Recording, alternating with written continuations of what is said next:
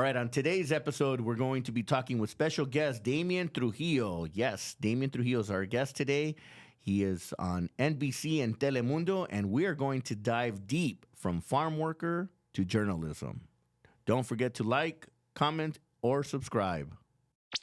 It's Mauricio Mejia Live.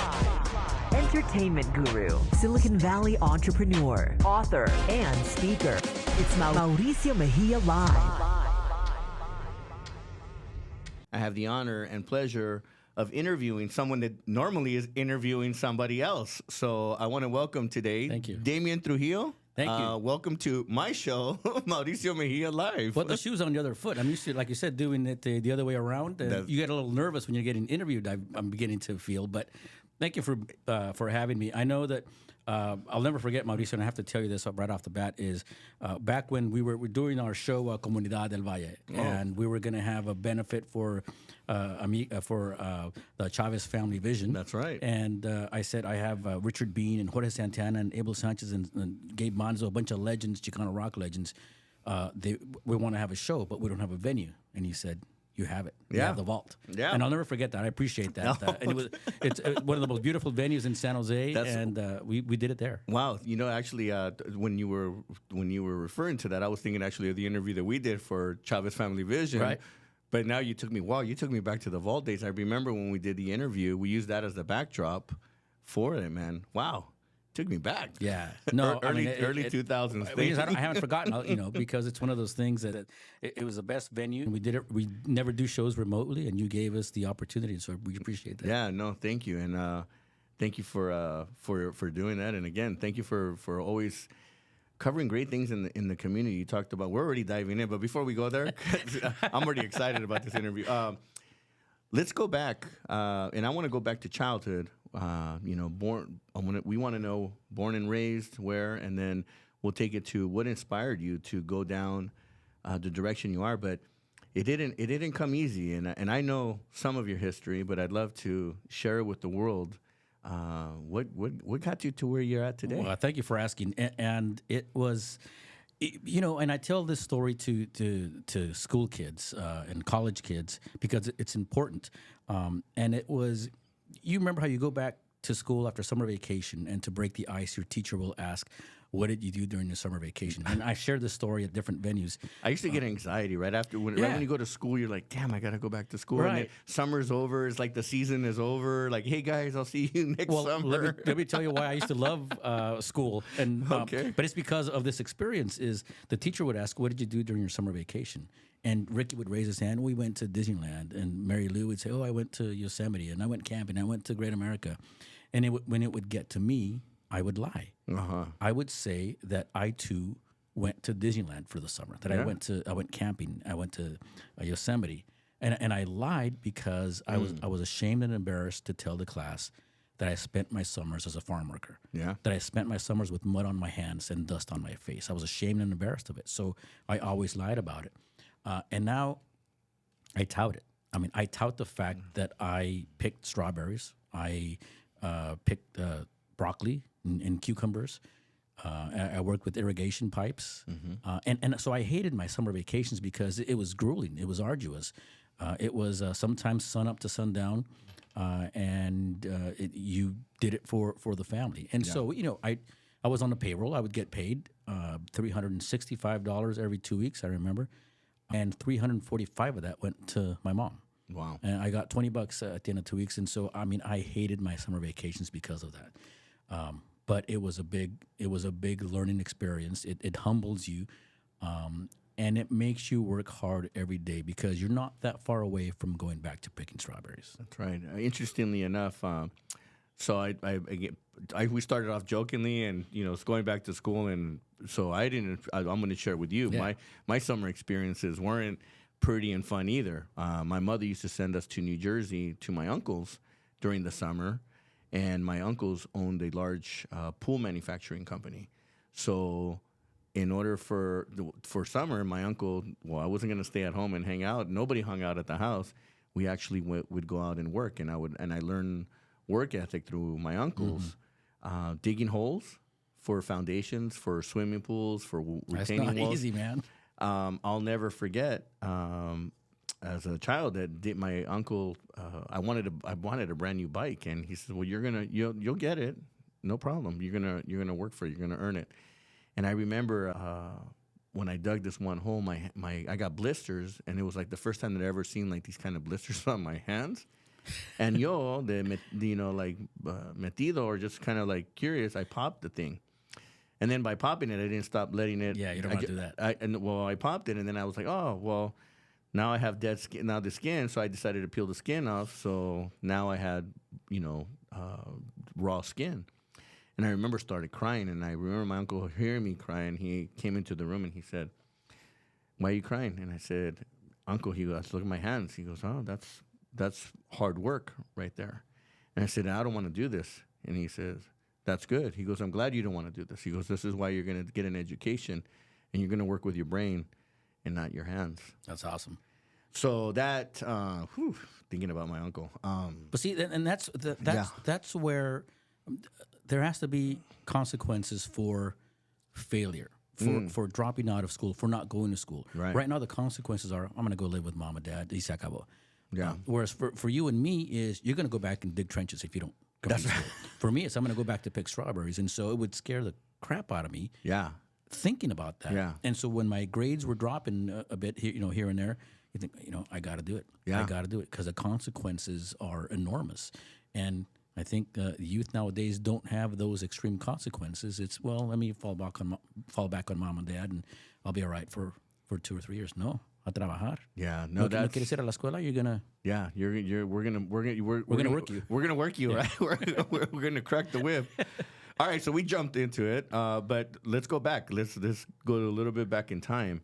So obviously, siblings. How many siblings in your family? I have 6 brothers and 1 sister. All right, 7 total. 7. All right, I did my math right. Well, and with me it's 8. So there's 8 of us. Okay, 8. And my older siblings, my sister's the oldest, and then I have my 6 brothers after that. My oldest 4 or 5 siblings, they all dropped out of high school for whatever reason. My sister, because she was the oldest, and my dad told her, old school, he said, "You're not going to school. You're the girl. You're going to stay home, and you're going to go to work." And so I feel bad for my sister because of that. But my older brothers, for X reasons, decided not to continue their education. So I was the first one. And are you the baby? No, I have 2 younger brothers. Okay. And so they all followed after me. I was the first one to graduate high school in my family, and then first one to graduate college, and then then the dam broke. And all my nieces and nephews are all college grads, some PhDs, nice. Some EDDs, and so a lot of pride in that. But it didn't come easy, and so I'm third from the bottom in the family. Born and raised where? Greenfield, California. I was born in King City because Greenfield did not have a high school. That's like in the middle of California. All I know is about when you're taking Highway 5, King City, you're like... It's in the middle of nowhere, yeah. Where's King City? To my right or to my left? I don't know. Because to the left, I got the mountains, and then to my right, if I'm coming north, and then I can see in. No, and so it was no hospital in Greenfield. So I was born in King City. Okay. No high school in Greenfield, so I went to King City High School, rode the bus every day, and I'm a farm boy, man. I am and always hardcore, will be. right there. King City's no joke. No, it isn't. And not only that, but you have the extreme weathers there too. I mean, the summers are 100 degrees, and then you have this very hot, dry wind blowing dust in your face. I mean, it was horrible. Yeah. And I drive down to see my mom, who's still alive, gracias a Dios, and I see them. I see them. The farm workers hunched over, and they're feeding America. What can I say? They're the backbone. They are. They're so underappreciated that if we took a step back and parked our cars on Highway 101 and just looked out at how they're picking the lettuce and the broccoli, and I mean, we'd have more appreciation for that Caesar salad we're eating. Yeah, I think that you're right. The newer generation doesn't understand. Well, we all didn't understand until we see it. Mm-hmm. I didn't understand it until I saw it.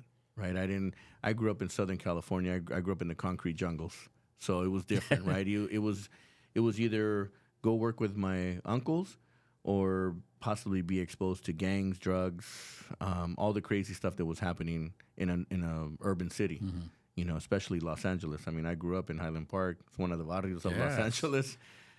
So definitely was a tough upbringing with a single mom, younger sister. But you have a story. You have a story of success to tell for all the younger generations who maybe don't see it that way or appreciate it. Who were born with an iPhone 15 in their hand, and that's all they know. I like that better than the silver spoon. I like that with the iPhone. Yeah, that's the new version of it. That's pretty much it. And I should talk. My kids all have the same phone, and so I should talk, right? Mm. But no, I mean there's an appreciation for earning your keep. Yes. And you and I did it. A lot of people do it. Yeah. But that's what I try to instill in my kids. I have 3 kids, and how's your son doing, by the way? He's great. Yeah. How old is he now? He's he's got a twin sister. He's they're 16. Okay. And so they both have summer jobs. The first time I met your son was for Adelante School. I think. Adelante School. You were entrepreneur day. Yeah, or something. and they were doing the professional day. Right. And he's the only student that showed up in a suit, and I was like, that was like, I know whose kid that is. I'm like, that was the coolest little boy that like showed up in a suit, ready to talk business. And I'm like, I know I have a picture of him. If I scroll back, I'll have to look up the year. And I saw a picture of your boy recently. You had a post, and I was like, man, this kid grew. Yeah, he's. Are you sure it's yours? Because he's taller than you, bro. Well, I know. I'm so glad. In 6th grade, I was the tallest kid in class. Okay, and then that was it. It stopped there. Oh man! But no, he's doing great. He'll be a junior next year, and his grandfather is a Vietnam veteran, and so he wants to go to West Point. Oh, wow. He knows it's tough to get in. Right now, he's currently going to... He's at Bellarmine. Nice. My son graduated from Bellarmine. Beautiful. Nice. Yeah. No, it's go Bells. There you go. All the way. Yeah. So that's his vision. And his twin is at Notre Dame High School, and she wants to get her undergrad. Hopefully USD is what she's hoping for, and then go to the... if not... go directly to the Air Force Academy and do that. Wow. And I don't know. It's because of their grandfather's service to country. There you go. So let's take it back. We keep going fast forward here. I want to know about your parents. Obviously, you shared some of it. The old school mindset, but you and your other 2 brothers got to break away kind of maybe from a cycle, a repeating cycle and pattern. That's how my brother put it, yeah. Yeah, and you broke that chain. That constantly repeating something that, and you set you're setting the bar different, and now look at what has accomplished, right? All the positive ripples that have happened from that. But were both mom and dad that way though? I mean, someone was my mom did the whooping. Okay. My dad did the yelling, my mom did the whooping. Yeah. And they're both from the same small town in Guanajuato. Okay. That's where they met, and for those that don't know Guanajuato, that's in Mexico. They lived. I don't want to say they lived in caves, but they lived in shacks. Okay. And my dad was a cow herder, a sheep herder, and everybody pitched in. He had a 1st grade education. My mom a 3rd grade education, and my dad came here initially undocumented, and then he went back, and then this country called him and said, "We need braceros. Right. We need." Because our service members are overseas, we need now people to come in and do the work that they were doing. So my dad came in as a bracero and was able to get his green card that way, and then he brought the rest of the family with him. Which people were overseas fighting the war? So I understand they were the ones working the fields too, fighting allegedly. Well, so my dad was building roads. My dad is an original Green Bay Packer. He worked in the packing companies at Green Bay. Got it.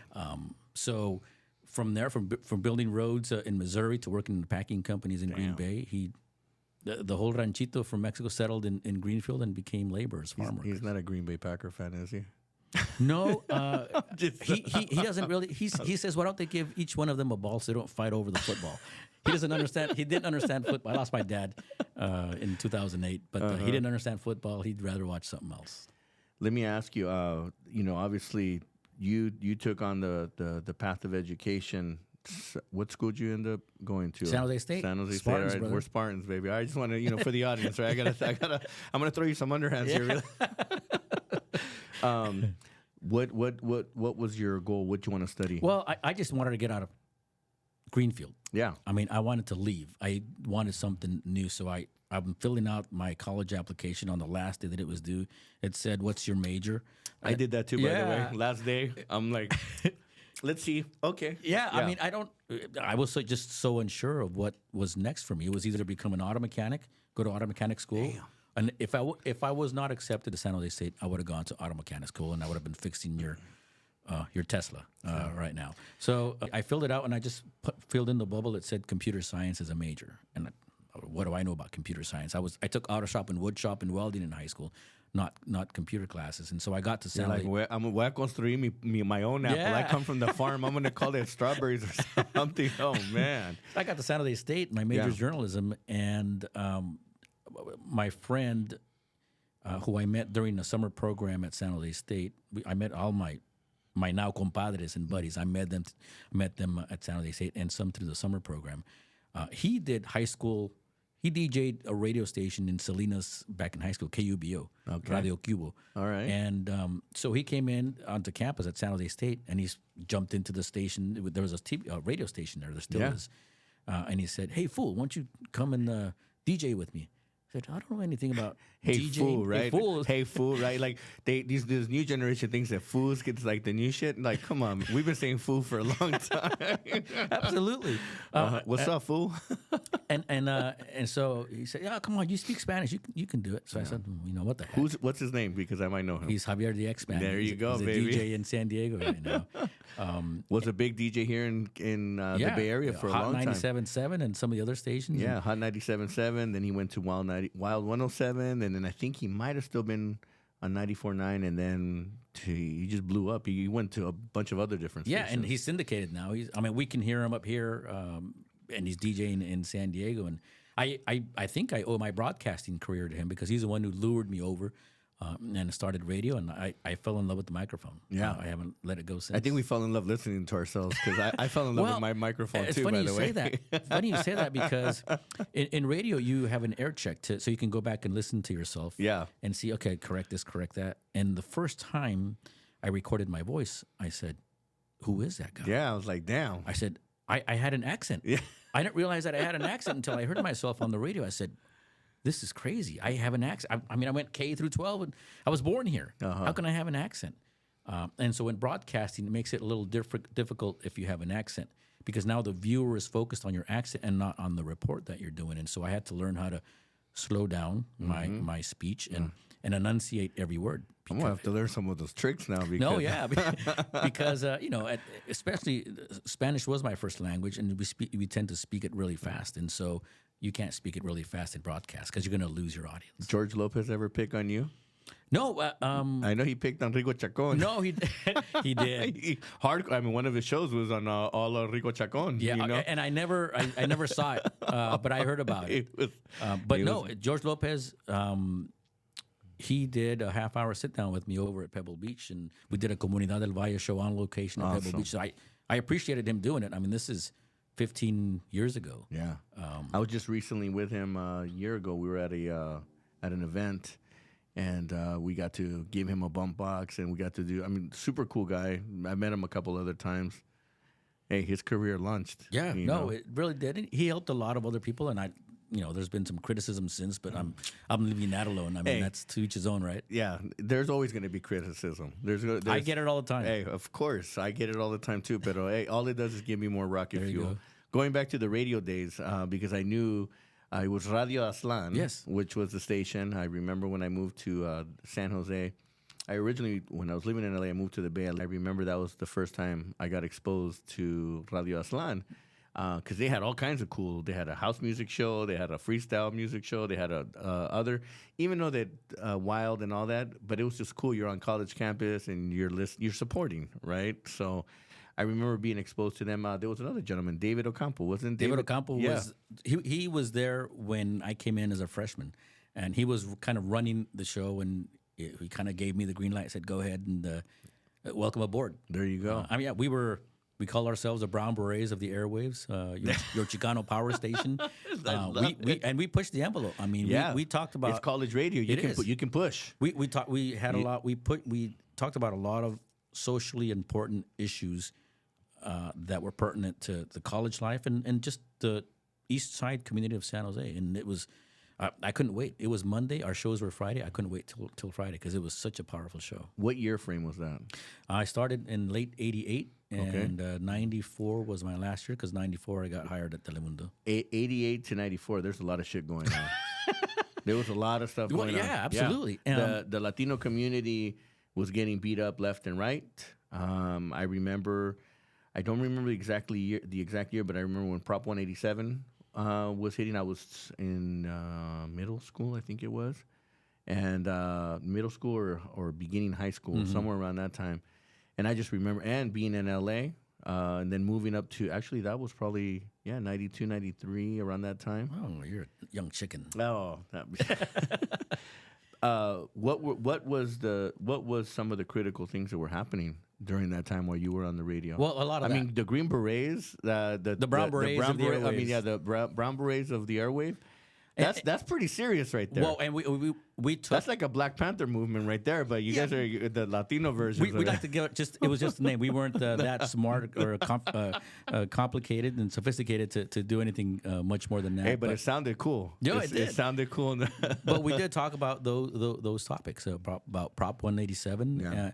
And, you know, I think we took a stance back then, a stance that I can't take now because I'm a professional journalist. Okay. And so I have to...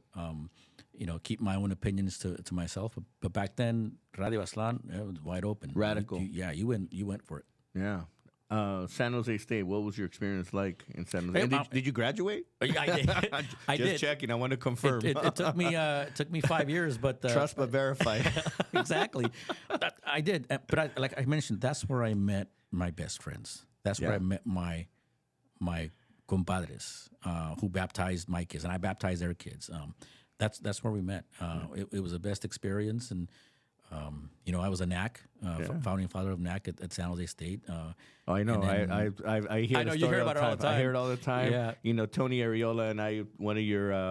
He was the founding father. He is the founding father, and he claims that he's, because of his last name, he is the first founding. The way alphabetically. Yeah, alphabetically, he is the first. He's I think it's F1 or something like that. I don't know how they categorize it, but he well, he's right, because his name's not Tony, it's Antonio, and that would make him. He's right. He's double A. Oh no, he gets it. He brags about it. So, and I hear it. I hear it because we're drinking buddies too. You know, so and still today, I'm out in the street.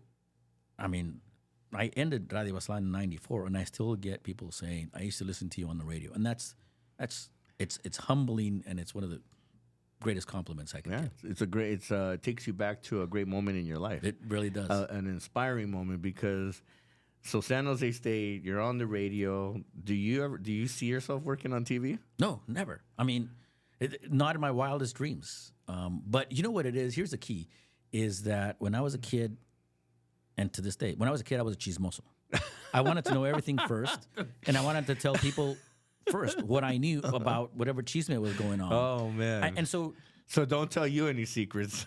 Well, now here's the other thing: is if you tell me that it's off the record, then I keep my word. This is confidential and off the record. Yeah, but it has to be mutually agreeable. If I don't say I agree to it, then whatever you tell me is on the record, brother. No, I just learned something new today. Do you agree? I have to agree to it. Do you agree? Yeah. We're not leaving until you agree. Did you agree on our conversation? Yeah. Oh man. So. That has to be a mutually acceptable agreement between me and you. But I'm a professional chismoso now, but I have to be accurate. You are. Only because I want to know everything first. I do. Yeah. And I want to tell people first what I know, but it has to be. Well, I'm a chismoso, but I'm undercover. You don't have to give me credit. You can give me your chisme. Yeah, I'll just give it to you, and you do whatever you want with it. I just have to be 100% accurate. Yeah. Like if you call me with chisme, I'm going to verify it with 2, 3, or 4 people to make sure that what you told me is accurate. And if it's not, I'm not going to go. Well, I gave you some good, juicy stuff earlier. I'm going to run with it this week. I'm telling you, I got some more stuff. After that one, we'll do the follow-up. We're here. So, when do you graduate from school? What year? 93 at San Jose State with my Bachelor's of Science in Journalism. I was still in LA. 94 is when I moved to the Bay Area. So, 94, I heard earlier, Telemundo. Yeah, First gig at Telemundo. My first gig. I graduated You came from out San the Jose chute State. strong. Well, no, I was not working for 6 months. Oh, that's not pay. Well, yeah, that's back not tough. then it was nerve wracking. Yeah. I'm paying rent with credit cards, and that's piling up. And then Telemundo called and said, and I didn't want to do Telemundo because I learned my craft in English. In Telemundo, the Spanish language stations they pay less, and the exposure isn't as high. I don't know, man. I'm blowing up right now. Mañana Latina. I'm on No, there. I bet. I'm on there twice a week. This is and 94, so things change. Yeah, all right, there you go. Because right now they want me there 4 times a week, and I'm like, well, somebody's gonna have to subsidize my expenses. But that charter jet must be. well, it's yeah, that's a whole different story. Yeah. Pero yeah, no, it's so. Telemundo called and said, "Listen, I don't have a." Do they hire you for as a chismoso or? Well, because I like chisme, they did, but they said I don't have a reporting position open. I have what's called an assignments editor, which is a person who dishes out story ideas to the reporters. All right, I was bummed. That's what I am. I'm the. What am I you're called? the assignments editor. I'm the assignments editor. There we go. So That's my professional title now. I said, you know what? This is my foot in the door. I'm gonna step into the door and then see what happens. And 1993, 94. And then 6 months. It's not good for Latinos at that time either. The climate at that time, and also the stuff that's happening. I mean, yeah, no, interesting. In the Bay Area too. Heavy. No, it was heavy. And then 6 months after being an assignments editor, we're looking for a reporter again, and they bring in the candidates for interviews, and the news director didn't like what he saw, and he approached me and says, "Do you still want to report?" Yeah, I want to report. Yeah, I want to report. And he made me a reporter, and then a year and a half later, I've seen some younger footage of you. Tenías más pelo, cabrón. Más pelo and the mustache. That's right. Mustache. I mean, I had to get rid of the mustache. Oh, they really? Well, personally, it just looked horrible on TV. Yeah, they thought you were probably undercover cop or something, So your career kicks off as a reporter. Yeah. Well, how long were you as a Simon? 6 months. Okay. And then a year and a half reporter at Telemundo, and then I jumped ship and I went to KNTV, was an ABC station back then, and then it became independent, and then it became NBC. But I've been there. Yeah, but now it's NBC Telemundo. And then 10 years ago or so, NBC bought Telemundo. Right. So now I'm doing stories for both NBC and Telemundo, and it'll be at KNTV in next month in June. It'll be 28 years. And total, and just at KNTV. Okay. And total now as a in your field, it'll be my 30th year. Yeah. You've been in the industry for a long time. Yeah, 30 years in broadcast and professional broadcasting. I'm not counting the radio years. Yeah. What is your favorite, or not favorite? Let's say what story in your career, probably that you can share with us, was something that either hit home or an exciting story, something that just. Or made an impact in you. Well, Rosalinda Rivas she was a custodian at the old City Hall in San Jose, and I called her the ambassador of San Jose because every time you walked in, "Mijo, ¿cómo estás?" and you had to give her a hug, and you had to stop and talk to her for a bit every single time you walked into City Hall. Rosalinda Rivas, and then they moved, to the new City Hall downtown San Jose, and she passed away, unfortunately, a few years ago, and I found out later that they never touched her locker at City Hall. It's still there. Nobody's used it since. But when they opened her locker, she had my autograph picture in there. Oh, man. And it just blew me away. And at first, people told me, why do you want to? Because I did a story on her. Oh, man. She's the ambassador. And people would say, why do you want to do a story on a janitor? I says, because she's more than that. Come on, man. That hit me. She is, yeah. That hit me. It blew me away. And I tell Rosalinda's story all the time. And her daughter's a friend of the family's también. And it's touching. It's really touching. I mean, to not know and then to open up, it's almost like a time capsule. Yeah, absolutely. And the fact that they don't touch that locker, it's there. And so she made a big impact in that internal community. And people respected that. That says a lot. It meant a lot to me. And then there are a lot of natural disasters that I've covered. I've seen those. I love when I'm like, why are they sending Damian to those? Like, seriously, it's never do a positive story. It's always there's buildings. And then why do they got to send the Latino over to where the crazy disasters happening? Like, bro, this hurricane, like, why are they sending you? I think you were in Florida. I was at Hurricane. Ya se me olvidó el nombre. Like, why couldn't they just send a reporter from a closer one instead of shipping you all the way over there? Well, in defense of my news director, the station down there needed help. Okay. So they asked reporters around the country who can go help. They're like, and I said, well, nah, send a Latino, bro.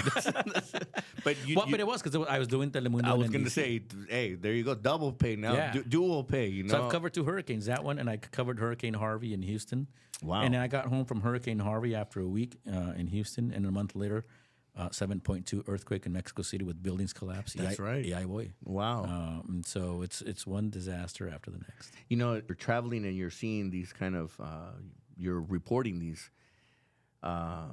What's the impact that it does on you? It's emotional. Yeah.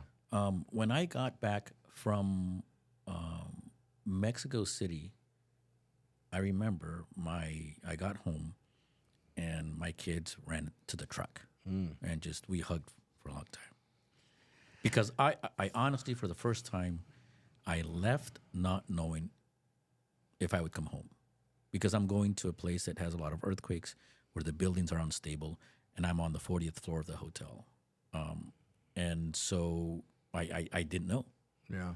And so when I saw my kids after coming home, it was like, okay, this is. So let me ask you a question. Why would you go on the 40th floor in places? I couldn't get a hotel on the ground floor, my brother. Sent there. I would have been sleeping in un hut. I mean, I'm like, oh well, we're gonna be living some luxury lifestyle here while we're reporting on this earthquake and active earthquake. And you know, on the flight back, that's self-inflicted right there. I'm not even gonna feel sorry for you. That's what I get for not asking the good questions. No. On the flight back, I remember I'm listening to Los Tigres del Norte on my iPod. And I'm fine. Those are your compas too, bro. Yeah, hey, Los Tigres. They're salts of the earth. They're the Mexican Rolling Stones. I mean, any accolade that comes their way, they deserve it. Yeah. So I'm listening to them on the iPod, and then on the flight back, I start tearing up because here I am coming home, and the place I left, they're left with death. They're left with insecurity. And to me, okay, I'm leaving it behind. I'm going to my happy life. And I just... You're going home. Yeah, I'm going home. It was a guilt that I felt for doing that. And Los Tigres with their ballads didn't help out because then you want to drink and you know, but you know, it's there are experiences that you take with you, and sometimes I need to take a step back and just absorb it all and reflect on it because it's a lot. Now, I don't know if you can answer this question, but I'm going to ask it. The news reports obviously on negative, right? It's news, right? And then, of course, then we have balance. We report on the positive, or we do positive shows like Comunidad de la Valle. Right. Does that take a toll? Because it's constant. It's a constant, right? You're being exposed to environments, or you're creating that narrative. It does take a toll. And you know, you have to start thinking, you know, when is enough? Yeah. But it's still fun for me to report the news, not necessarily the negative news. Right. Just reporting the news is still fun, but when it's a lot of the negative, it takes its toll. But I want to do it because I want it done right. Right. If it's a homicide, you know, you owe respect to the story that you do it right. Right. But you take surveys and focus groups that the stations do, and they say, what do you want to see on the news? Yeah. And at the top of the list is not positive stories. It's we want to see crime. We want to see this, that. So it drives us to say, okay, well, we got to deliver. This is what they want. Right. And that's all business in itself right there. Yeah. But do you think that people want to know that because they also want to know if they're in areas where there's crime or there's certain elements, things like that, that's what drives those focus groups to skew those ways? I couldn't tell you. Yeah. I don't know. It's just I wish that my job. We have one guy who does positive stories all the time, and I hate that guy because he does positive stories all the time. No, he does a great job, and he's earned every award he's gotten. I wish that I could do positive stories every day, but you know, my job is to report breaking news and hard news, and I'm gonna keep doing that. I'll try to pitch every day a positive story that maybe we'll we'll be covering, and a lot of times we do. We've done a lot of great positive stories. One of the things that inspired me in doing Mauricio Mejia Live was, well, one, COVID happened, and 2020, obviously, the whole world felt that one. And obviously, I needed to had to create something to eat up my time. And I started doing my live every week, and I did 2 years of it. And then the idea came about, and it was covering positive, right? Because it was so much negative. Right. And I wanted to just talk to celebrities and, hey, what are you guys doing aside from being at home? I mean, how do people cope with what was happening? And when I decided to come back with Mauricio Mejia Live this time around, I wanted to talk about the journey that we all go through in life. You know, we all have a story to share. You know, and I don't even want to say that it's a negative, but we want to talk about what does it take. You know, you just reflected back on me that, hey, my story is also one that maybe inspires others, and that's what we're here. So it's positive with some inspiration and some kind of lift up. Like, hey, life is tough right now, but if guys like you and I can make it from picking fruits and vegetables in the farm, which is labor intense, or someone growing up in the streets and potentially could have gone down the gangs and the crime, and see where the accomplishments that we have today. Yeah, no, you have an important platform here, and I'm glad that you're still doing it and sticking to it. Yeah, no, I'm sticking to it forever and ever now. That's great. I brought on we had a great staff here. Yeah, no, producer and we got a great team. You know that we can't look good on TV if our team doesn't make us look good. Bro, the camera adds a foot to my height. Are you kidding me? I love those guys. Yeah, it only adds a couple more pounds to me. So now I'm forced to I have to go. I get it. I have to do it. I get it. But for me, it's important because I want to be able to produce a quality product, and I also want it to be I want it to be positive, right? But at the same time, I want to be able to show, hey, it's peaks and valleys. You know, everyone asks, Mauricio, how did you become? How did you get to where you're at? Well, a chingazos, cabrón. Yeah. It wasn't just I woke up one day and said, hey, or I'm gonna. It takes hard work. It takes consistency. And then a love for what you do, and you can't become complacent. No, never. You can't be satisfied with where you're at. Every day has to be a competition between you and yourself.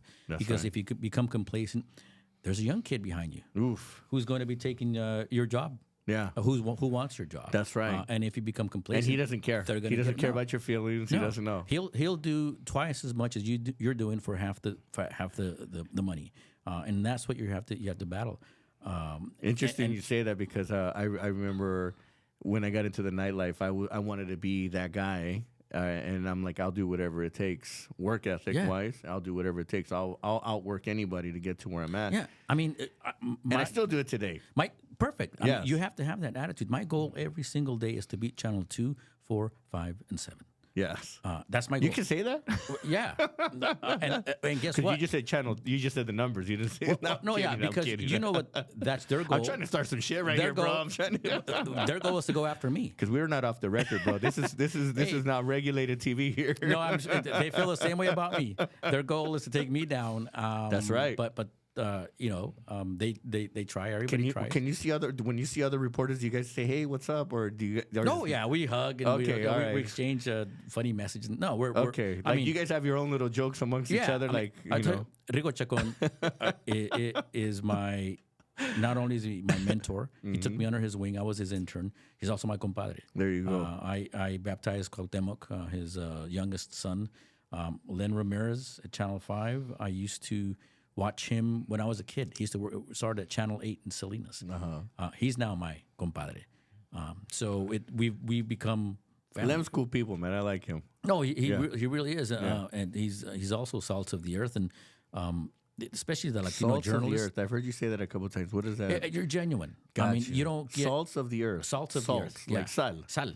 Salt of the earth. You're from the earth. It is genuino. You're genuine. There's nothing phony about you. I like that. That's him. You said that about me too, so thank you. I appreciate it, man. No, thanks. Now I needed to ask because you said it multiple times. You're grounded. You get it. I try to be. Sometimes I get off the rails and I'm like, oh, su madres. I can see with a lot of obstacles that we face. How can you not?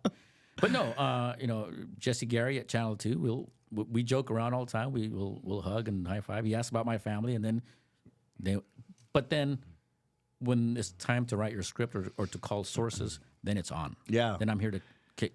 You got Jesse's butt. you got to report the best story. Yeah. Right. And then all of a sudden, when I see all you guys all up and swarming, I'm like, oh.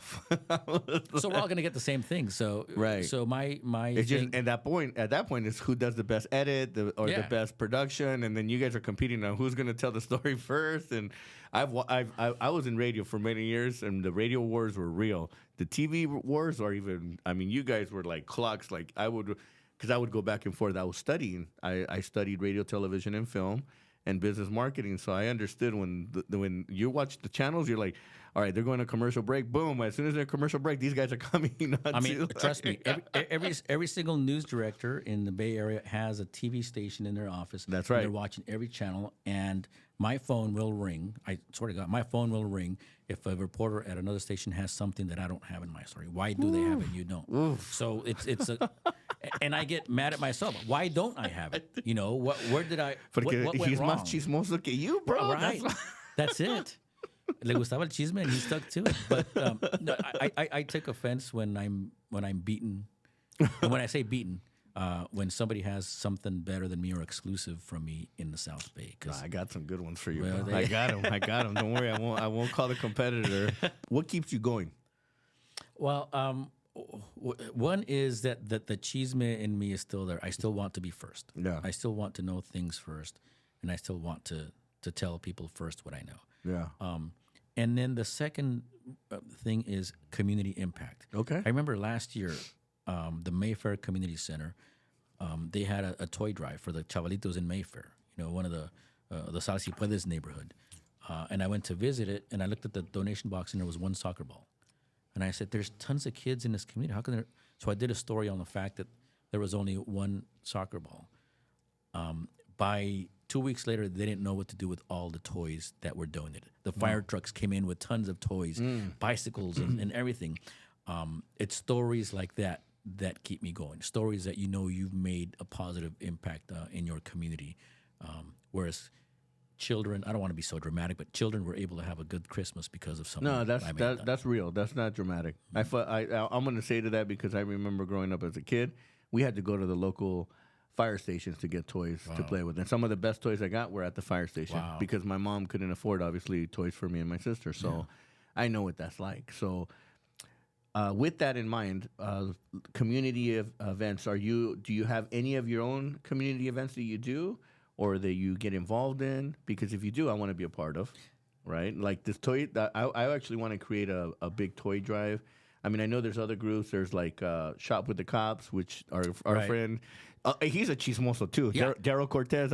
We got to tag him really quick. I'm gonna make sure Daryl Cortez, you're a chismoso. Cabrón. He wins a schmoozapalooza. No, yeah, so my wife started this group called Amigos de Cesar Chavez. Okay. And so every Cesar Chavez Day, we'll make sack lunches and we'll go out and feed farm workers as a thank you for them. So it's that's at a low scale. Okay. It's family.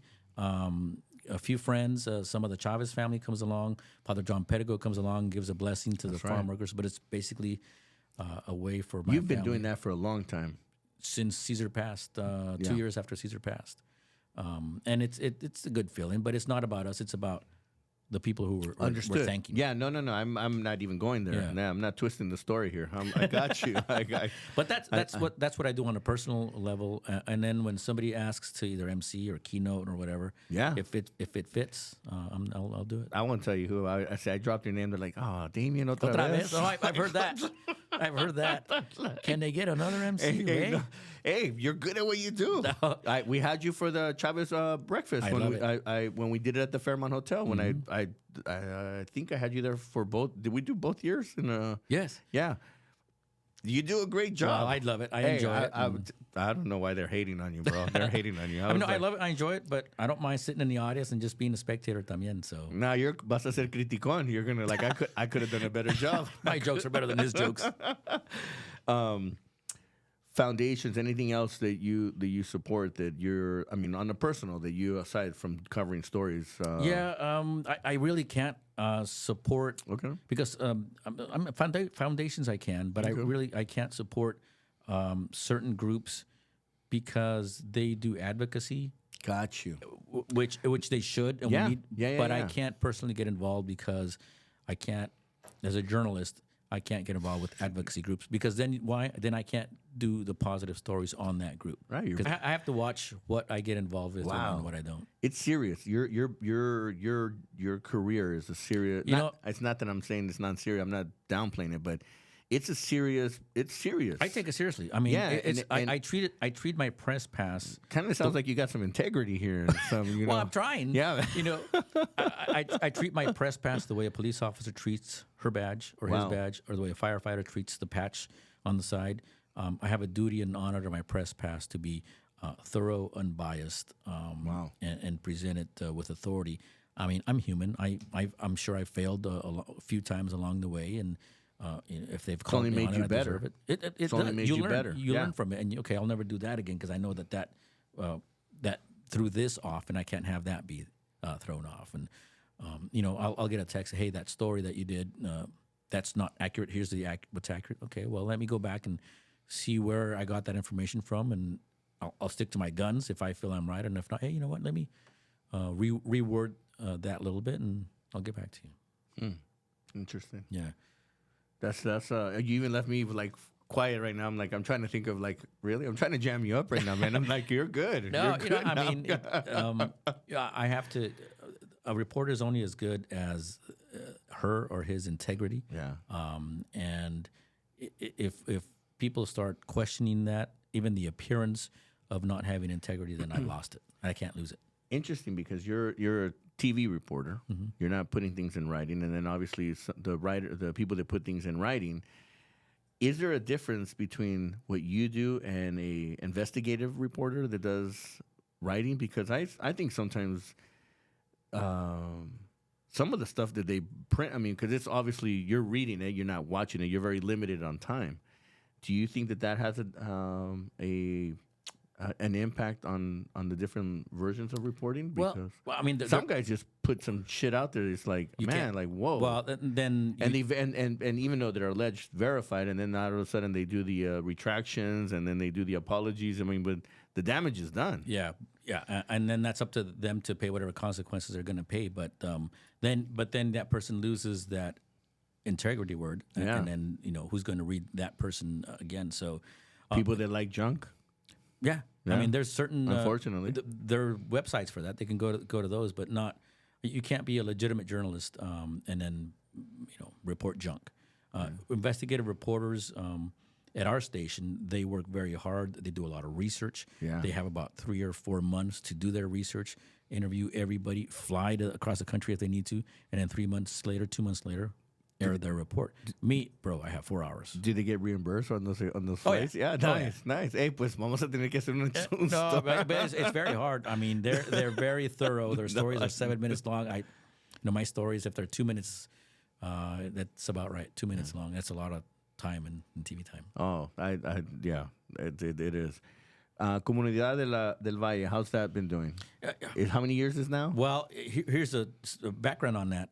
When I was 12 years old in Greenfield, we'd go to church at 11 a.m., and then at 10 o'clock, it was the NBA on NBC. Okay. Back there was only 3 channels, NBC, CBS, and so it was always Lakers, Celtics, Pistons, Celtics, Pistons, Lakers. So I'm glued.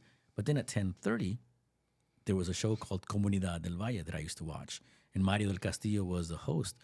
And I just saw a Latino hosting a show, so I was intrigued. So I'd watch it. Okay, let me go back to the NBA, and then Magic's going to score, and I'm going to go back to see what's going to happen. So you're a Laker fan? No, but that's all they were showing. That's all they were showing. They showed the sorry teams back in the day. Oh man! Oh, you're taking a shot at my Lakers. I'm a Magic Johnson Laker fan. Well, I like Magic. Yeah. I can't say anything bad about Magic. But that would go back to Comunidad del Valle. As a 12-year-old, it intrigued me that somebody was hosting a show that's issues that didn't affect me as a farm worker in Greenfield. And then, lo and behold, I get my major is journalism. Danny Garza was hosting the show then, and he invites the Brown Berets of the airwaves. Danny Garza, what is that? Danny Garza from out here? Yeah. Okay. Yeah. Yeah. Okay, I know. I've heard of that name. Yeah. He was a reporter for a long time at KNTV, and he would invite the brown berets of the airwaves on the show. He would bring me on the show, and then now I'm working at KNTV. And then my news director 3 months later says, "Hey, nobody wants to do the show. Do you want to do Comunidad Valles?" Yes. Yeah, of course. I grew up watching the show. Crazy, you manifested that. Yeah. You threw that out to the universe. And you got another full circle in your life. It's been my show for 28 years. I love it. We tape every week, and we have great guests like Mauricio Mejia Live. There you go.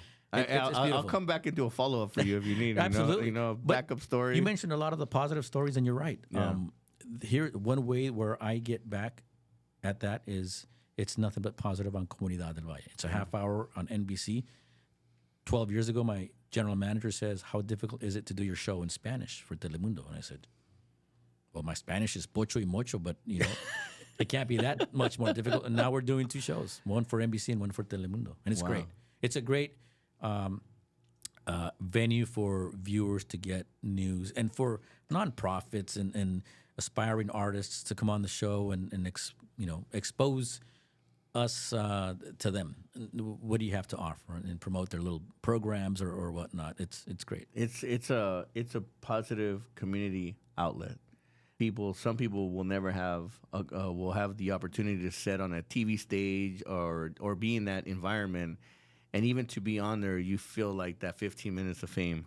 When I got my first gig to go down to Visión Latina, when I got in there, first of all, my co-hosts, they're amazing, and when I walk down there, they blow up my ego so much because they use big words like hermososote and like blah blah blah, and I'm like, of course, and then they wear these radical colors, and so I started wearing radical colors too because I guess in TV that works, some of these bright colors. It's exciting to be there. And now that's why I told him, until you get burnt out, right? Eventually it gets old. I'm in the honeymoon period right now. I'm like, I'll go down there every milk week. It, man. Milk it. Expose it. What I realized is, and thank you to all the Latino, from Mexico to Central America and South America, my views are coming from 60% of them are from Mexico. Wow. 20% or 30% is from El Salvador, where I'm from, and then the United States gives me the balance, and I'm like, hey, I'll take it. it. And the key is you have to offer something that nobody else is offering, and you're doing. I'm trying, man. I'm trying. That's what you're doing. I'll take the 10-20% of the United States, because if I'm making an impact here in the U.S., I'll take it, because that's the goal.